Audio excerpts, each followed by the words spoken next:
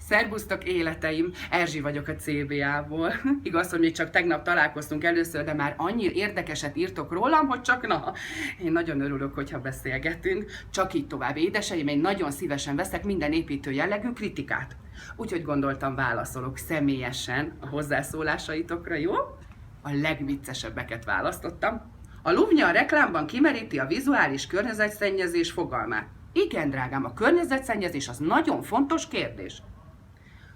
Ettől a nőtől jobban félek, mint gyerekkoromban a Delta zenéjétől.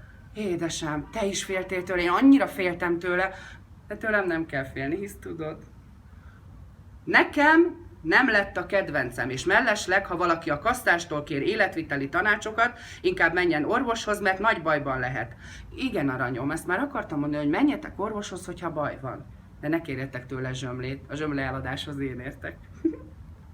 Je suis kasszás, Erzsi. Te is? Én is. Inkább a kasszában ülj és azt csináld, amiért fizetnek. Ne táncolj, énekelj, nem az a dolgod. Látod, mekkora a sor? Jaj, láttam, drágám, de hát én nem tudok csak úgy csendesen üldögélni. Én csak énekelve tudok dolgozni. Próbáld ki te is. Sokkal szebb lesz tőle a napod. Tökéletes antireklám. Mindenki erről beszél, belép a köztudatba, tökéletesen ki van találva, a hatása, a másik lehetőség, hogy szimplán hülyék. Hát, drágám, ennek eldöntését mondjuk rátok bízom. Ja, és a média is írt rólam.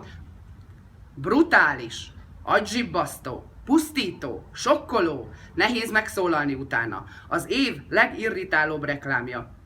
Az évé? Hát drágám, még csak az év eleje van. Hát ennyi volt életeim. Ne féljetek, találkozunk még. Újra, és újra, és újra, és újra, és újra, és újra, és újra.